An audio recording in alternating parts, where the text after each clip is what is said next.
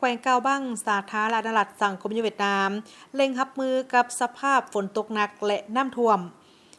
ปัจจุบันแขวงกาวบั้งสาธารณรัฐสังคมเวียดนามกำลังเผชิญหน้ากับสภาพอากาศฝนตกหนักเป็นครั้งประวัติศาสตร์ครั้งที่2ในเวลาที่กำลังเร่งใส่การฟื้นฟูผลเสียหายจากพายุหัวที่10ยังบ่ทันสำเร็จแต่ก็เผชิญหน้ากับพายุหัวที่11สืบต่อสร้างความเสียหายให้แฮงให้แก่แขวงดังกล่าวนี้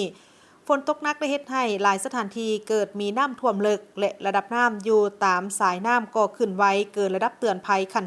3อำนาจการปกครองและประชาชนรีบด่วนในการต้านภัยน้ำท่วมอย่างเข่งข้นในนั้นได้ปลุกระดมบรรดาอ้ายน้องกำลังป้องกันประเทศเข้าร่วมให้การช่วยเหลือประชาชนต้านภัยน้ำท่วมพร้อมทางอพยพประชาชนและสิ่งของต่างๆไปไว้อยู่สถานที่ปลอดภัยชั่วคราวท่านเวียนมิงเจ้าฮองเลขาพักประธานเมืองต้นยางแขวงกาวบ้างได้กล่าวว่าปัจจุบันทุกๆอย่างกำลังอยู่ในสภาพที่ควบคุมได้ย้อนพื้นที่กว้างขวางพวกข้าพเจ้าได้แบ่งกำลังออกเป็นหลายกลุ่มน้อยเพื่อรับประกันการติดตามการเปลี่ยนแปลงให้ทันเวลาพิเศษแมนบรรดาเหตุการณ์ดินเจือนอยู่ต่อหน้าสภาพฝนตกหนักและน้ำท่วมยังคงสืบต่อเพิ่มขึ้นแขวงกาวบ้าง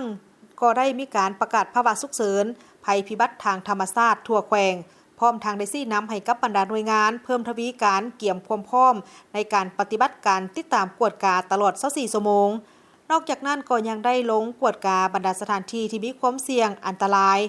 และได้ยกย้ายประชาชนหลายห้อยครอบครัวออกไปอาศัยอยู่ตามสถานที่ที่มีความปลอดภัยชั่วคราวพร้อมทางได้ชี้นำให้กับบรรดาเคลื่อนไฟฟ้าเคลื่อนไหวให้ถูกต้องตามกำหนดและประกาศให้บรรดาท้องถิ่นที่อยู่ลุ่มเขื่อนให้รับรู้เมื่อมีการปล่อยน้ำออกเติมอีก